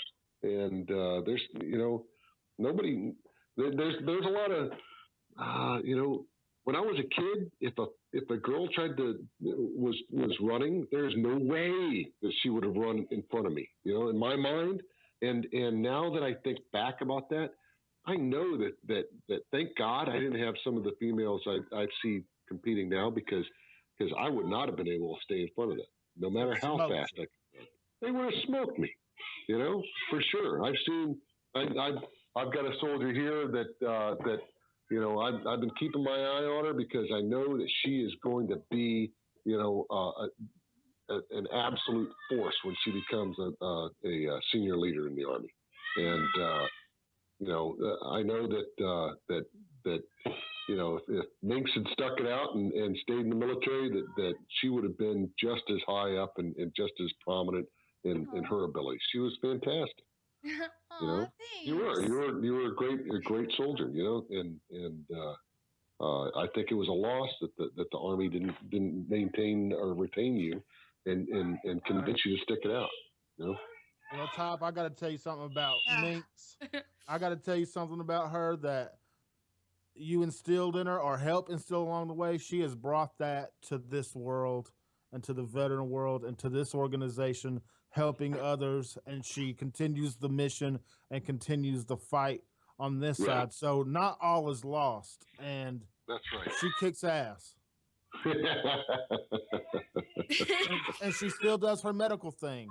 And so it's awesome. Yeah. Don't cry, woman. I'm trying not to. She balling? What the hell is up with that? I take it all back. You fucking no! Don't you dare! You fucking kicked me right in the feels with that one. I was not prepared. Not ready for that. I was saving that up, man. I was. Like, yeah, no, I definitely, I view you as like one of, like my best leaders that I've ever had. Like, definitely my favorite first sergeant. Like, you've taught me so much. Like, especially, when I like work directly under you. So anyways, moving on. Where all have you been stationed at? Let's see. I started out in the National Guard and in Florida, and then I went up to Indiana for a year, and then I went to 1st Ranger Battalion. I was there for 5 years under some of the most phenomenal leaders in the Army ever, and then from there I went to 5th RTB, where I had some great leaders, but I also had some real challenges. And then I went to Hawaii for 4 years. I was in I was in the Wolfhounds, and for about 6 months, and then I escaped and I got into LURS. Is that when you would have guys like running out of the window with a blanket or sheet tied around their feet and like trying to bungee jump out of the barracks? Oh no, that was 1st Ranger Battalion. Yeah, some of those guys are listening now. I know that some of those guys, they would do the. No, I'm not going to tell you the stories. So we went to Hawaii for 4 years, and then I went to 82nd for 4 years, and then I've got kind of a rhythm. I went to I was selected for the Project Warrior program, which I'm now the manager of, and I went to NTC for 2 years. I thought, after being in Iraq and Afghanistan, I thought, crap, I got to go back to the desert. And I got there, and I was really very pissed off about that. And thanks, Sergeant Major Ecker. And when after about a month, I started realizing just how much I really loved the California desert. And I went down to Joshua Tree and went climbing, and went to Death Valley and up to Yosemite, and we drove out to San Francisco and Los Angeles, San Diego. It was just an outstanding assignment out there at Fort Irwin. And so then I came to Fort Sam Houston for 2 years as a first sergeant. I had the largest company in the Army at the time. Had 798 students and 134 cadre. Oh, shit. Yeah, that was a real mind screw. And then I went from there to Germany, where I spent 5 years in beautiful Longstuhl. And That was a great assignment. I really am blessed with the assignments that I've had. So, and then I came here to San Antonio. WTF Nation Radio. Oh, girl, Go get it. No, do WTF it. Nation Radio. You're on the air. Who we talking to? I'd like to go back to that Fort Irwin thing. Wait. Yeah. Who is this? Because that was the best sleep I ever got in my life in the desert. That's what? Laying up, looking at the stars, and no light, just clear. The clearest sky you ever see in your life. We got some pretty clear skies here in Florida, man. There's clear. The coyotes howling. No lights. Awesome. Yeah, I had a coyote. No, it's devoid of light. It's very hard to find a situation like that where you in cities or around where there's just absence of light. Okay, thanks. Was that Steve again? Whoops. I don't even remember his name. There's a dude in the live. I'm just going to call him Coyote. Coyote. Yeah. There's a dude in the live chat that says he's planning on joining the military. Any advice? Do something you can do when you get out. Yeah. You've got to have and that's what I think that a lot of people join the military for the wrong reason. They join the military thinking that it's all about them, about joining the military for a, if you're the type of person that works well in a team, then what's going to happen is you're going to come in the military, you're going to realize that you're a member of something that's so engrossing. It'll draw you in and keep you in just because of the fact that you have fun with other people, and isn't that what, that's what a lot of us, we talk about why we go to war. We go to war because, because we're a member of a team and we're there for each other, and then we're in combat, and we're in combat because we're a member of a team. We're there for each other. We get shot at, and we're shot at, and we protect each other because we're a member of the team. We care about each other, and it keeps on just rolling and rolling and rolling and rolling, and until I'm starting to get some kids are having trouble going to bed. Oh boy, let me get outside here. That's my kid. That's my boy. We can let you go handle that if you want. No.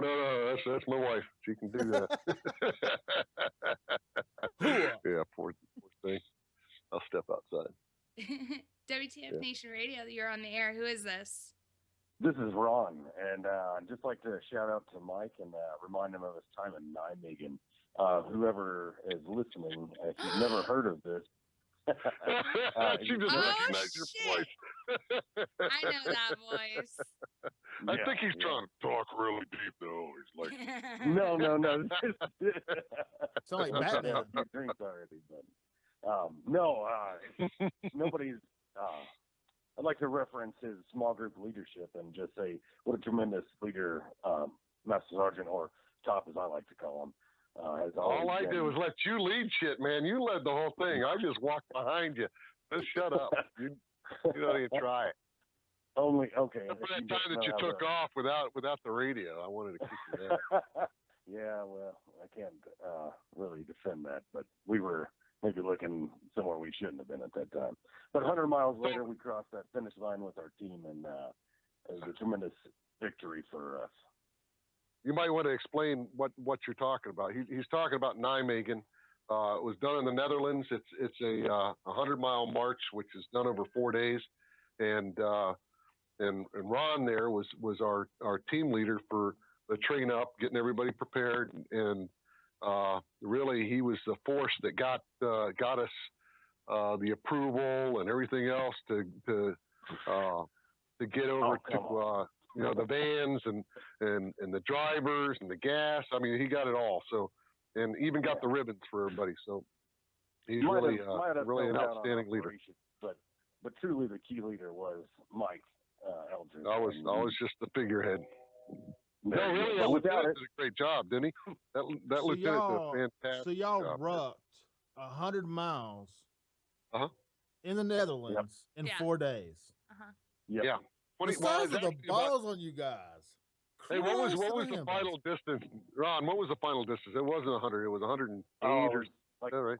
112, I believe, is what we tracked it. Yeah, because I mean, you can't once you pass 100, you got to count every foot and step afterwards. Yeah, I tell you what, cobblestone is The a nice. cobblestone. Cobblestone's great for any time of the day, anywhere, except for after you've marched about 75 miles. Then every step hurts. I thought I was going to pass out on that one, man. Those cobblestone, hit those cobblestones. I was like, what? And who? Oh, man.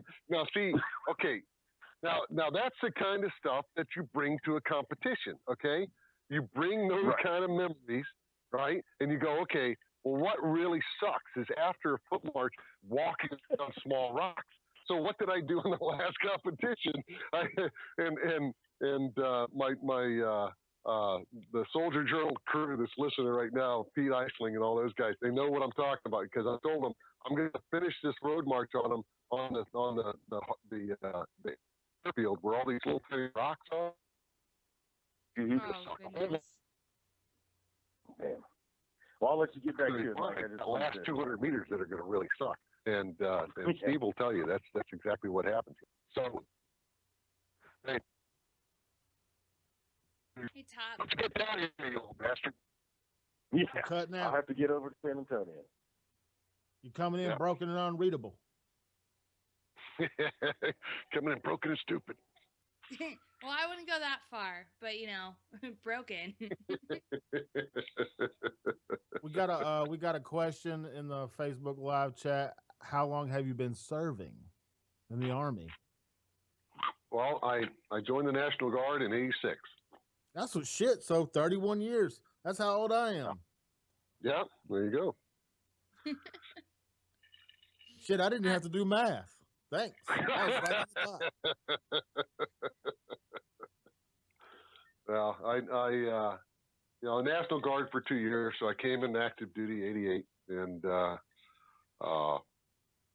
so 29 of active duty, and it's been a great ride. It is fun. The Army is a fun thing. I mean, it's got its bullshit, but I'm saying as a guy that got out, I miss it every day, and I hear guys say that every single day. And to do it as long as you have, and I had a lifetime of it, and everybody that you've been involved with from that whole battalion, did you say 700 guys? Oh, that battalion was huge. Yeah, I walked outside for my first formation for PT at 5 o'clock, and my drill sergeant player, he was standing there, and I walked up and I said, "Who the fuck moved a battalion in my company area?" He said, "That is your company." That's crazy. So, yeah, that was a hell of a fall in every morning.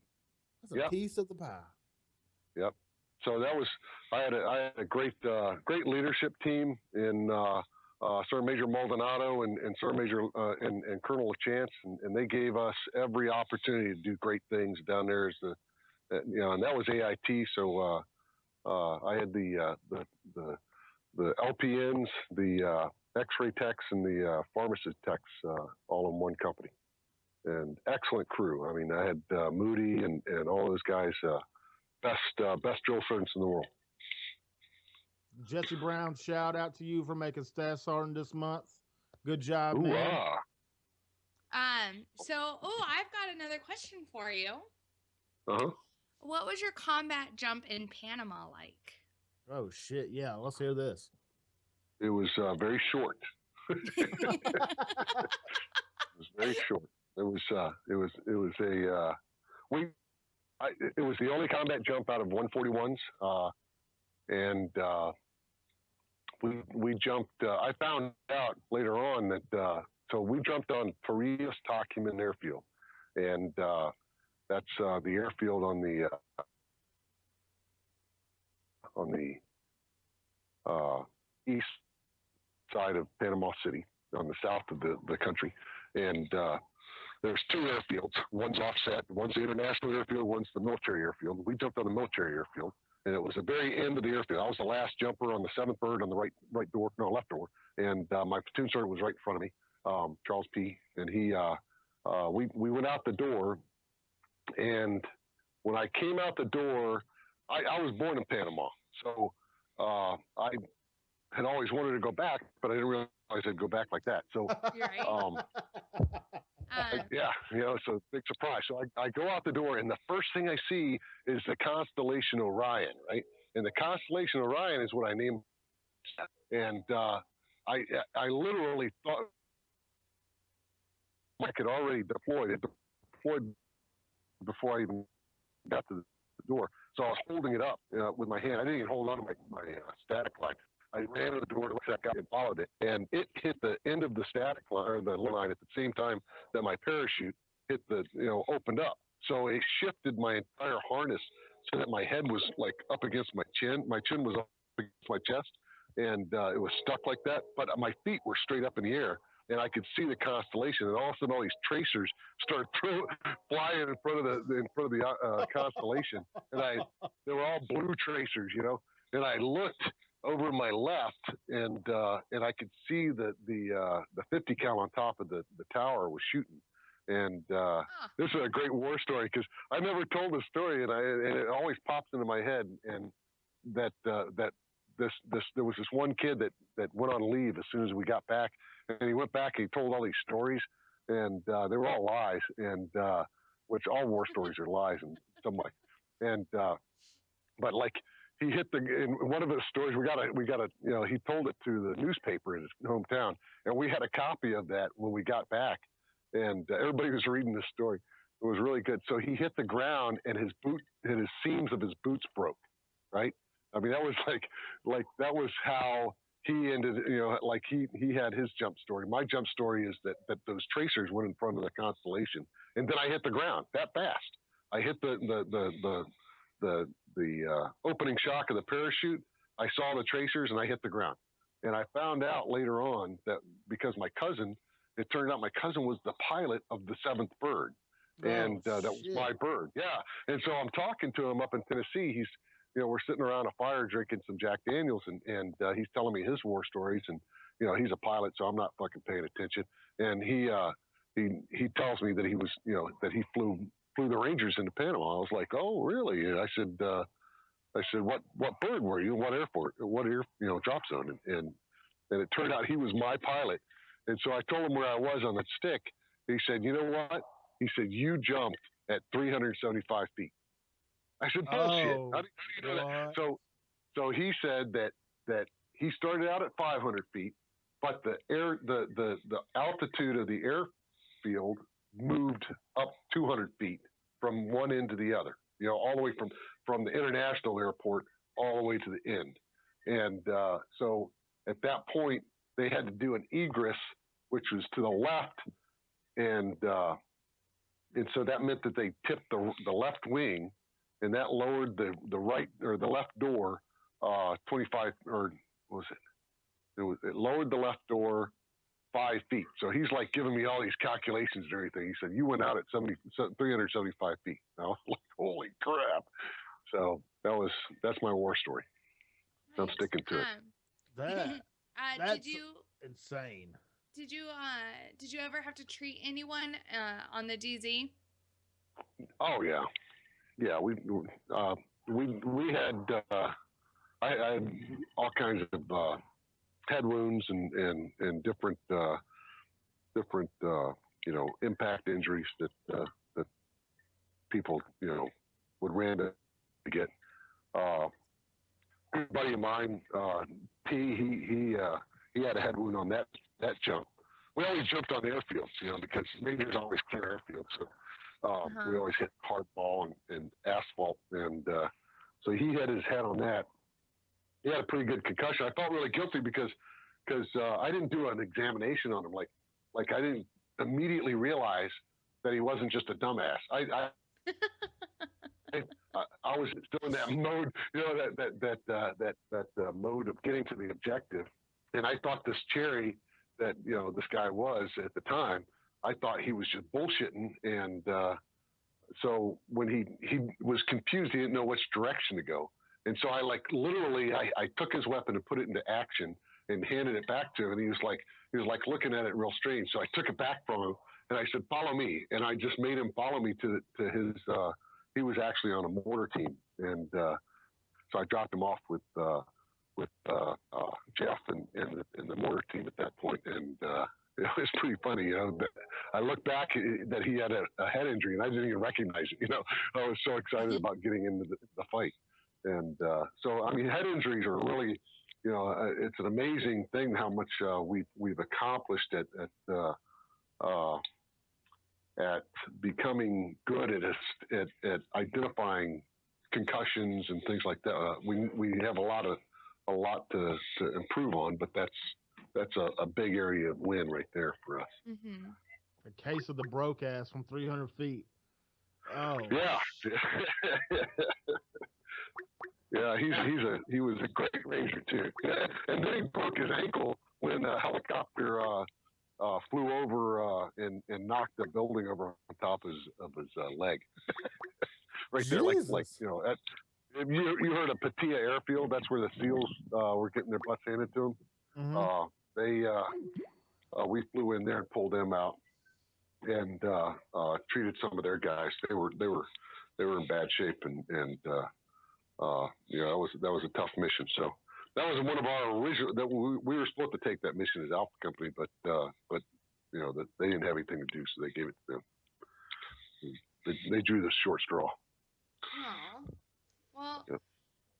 I know I can say for myself, but I'm thinking I'm speaking for majority of the station and our listeners when I say thank you so much for coming on this show with us and taking our questions. Thank you. And, dealing with our technical difficulties at the beginning of the show and just hanging in there with us for such an extended period of time. I really appreciate it. I didn't realize how long I'd been on it until the kids started going nuts. So. It was such a pleasure. It was such a pleasure. It's great meeting you. Yeah. Man, this was good radio. Yes. Yeah. Thank you so much. But Jay Reddy and I always do said need that to... I had a face for radio, right? What was that? Me too. I got a face for radio. She's the Jay hot Reddy. one. Oh goodness. Anyways, Jay Reddy and I do need to attend to some station business for the last little bit of our show. So we're gonna have to say farewell for now. Adios, as we say here in Texas. Right? Seriously, that was so nice having you on. That was great. Thank you very much for the invite. I appreciate it. I appreciate all the kind words too. And I'll talk to you all later. All right. All right, Top. Stay safe. Yep. You too, partner. Bye. Minx. Yes. Home run. Home effing run. That I can see why you say he's the best first arm. Everybody says he's the best first arm. It's so amazing. Such a great guy. Such a great interview. Such a great thing he's doing. Dude, it's unbelievable. Do you want to do the station rundown of all of our shows and our upcoming guests? Some house cleaning? Yeah. Let me find my thingy. And I shall do some house cleaning. Check this out. Today's Tuesday. And that's about it. Tomorrow is what? Oh, is this even right? I think I might be. I don't think I'm on the right one. Do you have the right one? Yeah. So tomorrow, Patrick Benson is the CEO of Warhorse for Vets. He is an Army veteran who served in the infantry from 1998 to 2004. And his numerous military operations enable his understanding of the physical and emotional strain on our combat veterans. As a professional horseman, he manages a training and breeding program for performance horses. And then on Thursday, March 9th, is Sergeant's Time with Ice and the Main Page guys. And this week, they don't have a guest as far as on the list I have. That's true. And then Friday is, technically today is our station's 2-year birthday. But we're going to be celebrating it on Friday, this Friday, March 10th. It's going to be so fun. Yes, it's going to be a lot of fun. I don't know what's going to be happening. Someone will probably bring cake, so, in which case I will eat it. And presents. Right? Ooh. And then on Sunday, we've got the Green Room, and they are going to have Mary Daig. That's how you correct. say it? Yes, haha, I can read. And you guys know her. She's got the bilateral arm amputations, but she was in range 15. They don't know what bilateral means. Both sides. Correct. Sorry. You're smarter than them. You're smarter than everybody. Yeah. And so she's going to be here on Sunday talking with our station stoners for the Green Room. And then also, don't forget, tomorrow and Friday, we during lunchtime is also Liquid Lunch with Pie. So tune in for that. And then that brings us to next Monday, where Red Lake will be back, and he will be here with Mike the Cop and Officer Daniels. Hilarious gentlemen. They are too funny. Comedy all around. Well, they're policemen, but they're the funny policemen. Don't get it twisted. They're not all dicks. So that's a rundown for this upcoming week. I'd like to say, first and foremost, tonight was awesome. Minx, you killed it. Everybody listening, thank you so much for the support. And thank you so much for listening tonight. And I am going to tip my hat and bow out. Yep. Shots, everyone.